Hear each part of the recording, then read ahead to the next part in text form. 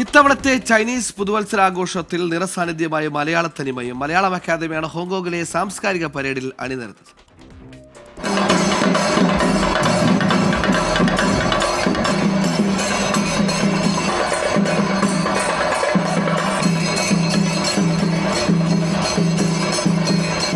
Chinese പുതുവത്സരാഘോഷ പരിപാടിയിലെ പ്രധാന പരിപാടിയാണ് സാംസ്കാരികോത്സവം. ലോകത്തിന്റെ പല ഭാഗത്തു നിന്നുള്ള സംസ്കാരങ്ങൾ ദൃശ്യവിരുന്നൊരുക്കുന്ന പരേഡിൽ ആദ്യമായാണ് കേരളത്തിന്റെ സാന്നിധ്യം.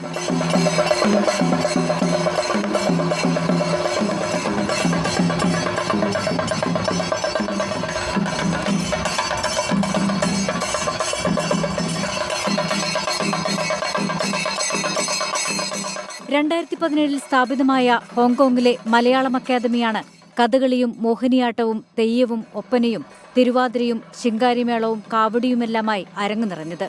മലയാളിയുടെ സാംസ്കാരിക പൈതൃകം ലോകത്തിനു മുന്നിൽ അവതരിപ്പിക്കാൻ കിട്ടിയ സുവർണാവസരമെന്ന് Malayalam association president M Gopinath. കയ്യടിയും സെൽഫിയുമൊക്കെയായി ആവേശത്തോടെയാണ് ഹോങ്കോങ് ജനത മലയാളിയുടെ പരേഡിനെ സ്വീകരിച്ചത്.